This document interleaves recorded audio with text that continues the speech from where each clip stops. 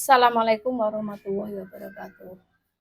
Hari ini anak-anak kita akan belajar akidah akhlak materi Asmaul Husna, yaitu Al-Ghafar dan Al-Alim. Yang pertama, kita mengenal sifat Al-Ghafar dulu. Al-Ghafar berasal dari kata ghafaro yang berarti menutupi. Dalam hal ini berarti Allah Maha Pengampun. Allah menutupi dosa hamba-hambanya karena kemurahan dan keluasan ampunannya. Selain memiliki makna tersebut, Al-Ghafar juga dapat berarti menganugerahkan sifat penyesalan kepada hamba-hambanya sehingga bisa menjadi obat penawar sekaligus penghapus dosa. Al-Quran menyebut kata Ghafar sebanyak 5 kali, 3 kali berdiri sendiri, sebagaimana terungkap dalam Quran Surat Nuh ayat 10 dan Quran Surat Toha ayat 82. Sedang 2 kali lainnya dirangkai setelah penyebutan sifat dan nama indah lainnya, yaitu Al-Aziz. Sesungguhnya Tuhanmu sangat luas maghfirahnya. Quran Surat At-Taubah 117.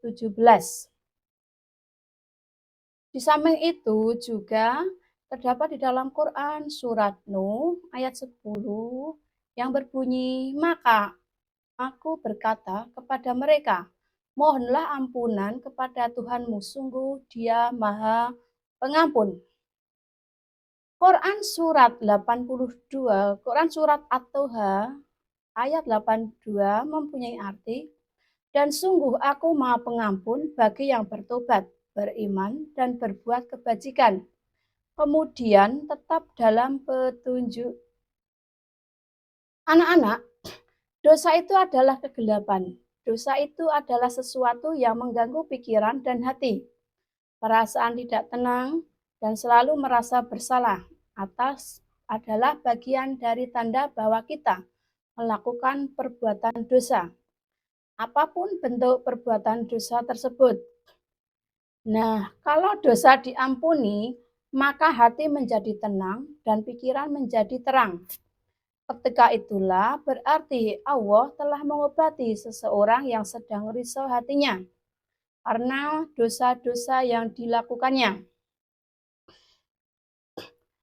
Allah juga mengampuni dosa-dosa tersebut, tetapi Allah juga menutupi kesalahan-kesalahan kita.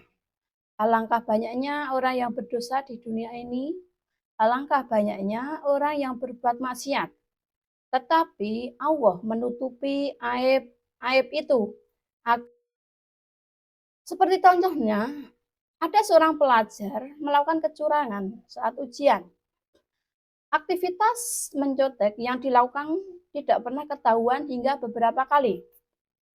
Baru pada perbuatan yang kesekian kali ketahuan. Ketika ia melakukan kecurangan pertama kali, Allah masih menutupi rahasianya.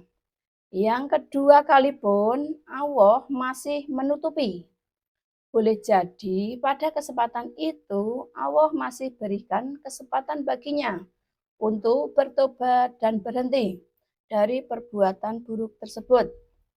Namun ketika ia melakukan yang kali ketiga, Allah membukakan rahasianya itu di hadapan guru sehingga kecurangan terbongkar dan dia pun mendapatkan hukuman. Allah menutupi keburukan kita adalah kesempatan bagi kita untuk memperbaiki diri. Menutupi dosa-dosa adalah kesempatan bagi kita untuk bertaubat, memohon ampunannya.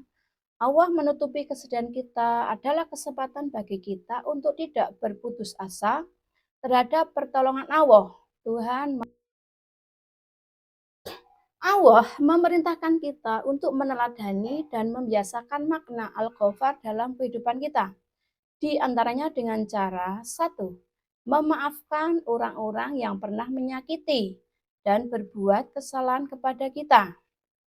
Yang kedua, menghilangkan kebencian dan dendam di dalam hati. Yang ketiga, menghindarkan diri dari berprasangka buruk. Yang keempat, tidak mencari-cari kesalahan. Yang kelima, tidak membuka aib orang lain. Dan yang keenam, tidak menggunjing, menfitnah. Sekarang kita masuk ke Asmaul Husna Al-Afu. Secara bahasa, kata al-afu berarti menghapus, menghilangkan sampai akar, dan memaafkan. Sebagai nama Allah, maka al-afu berarti yang maha pemaaf. Memaafkan semua kesalahan yang dilakukan oleh hambanya. Memaafkan dengan menghapus dan menghilangkan dosa-dosa hambanya sampai ke akar dengan tidak menimpakan hukuman atau sanksi kepadanya. Allah memberikan maaf kepada siapapun yang dikehendaki. Sungguh, Allah telah memaafkan begitu banyak kesalahan hambanya tanpa mereka meminta. Karena jika tidak dimaafkan, manusia sudah pasti binasa dengan setiap dosa yang dilakukannya. Allah berfirman dalam Quran Surat Al-Hajj ayat 60 yang artinya, demikianlah, dan barang siapa membalas seimbang dengan kezaliman, penganiayaan yang pernah dia derita, kemudian dia dizalimi, lagi pasti Allah akan menolongnya. Sungguh Allah Maha Pemaaf. Quran.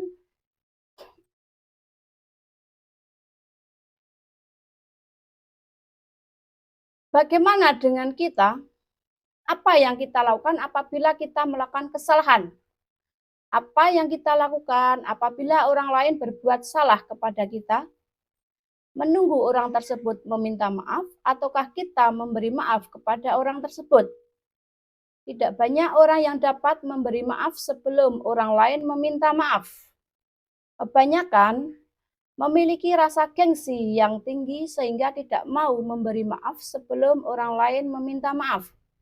Padahal Allah Maha Pemberi maaf kepada orang-orang tersebut. Sebagaimana firman Allah di dalam Quran Surat An-Nisa ayat 149 yang artinya, jika kamu menyatakan sesuatu kebajikan, menyembunyikannya atau memaafkan suatu kesalahan orang lain, maka sungguh Allah Maha Pemaaf, Maha Kuasa. Memberi maaf kepada orang lain yang berbuat salah merupakan sifat kemuliaan. Siapapun yang dapat membiasakannya akan memperoleh kemuliaan dari Allah, yaitu memperoleh pahala yang besar dan terhindar dari berbagai macam kesulitan hidup, seperti sulit untuk belajar, sulit bergaul, perasaan takut, dan sejenisnya.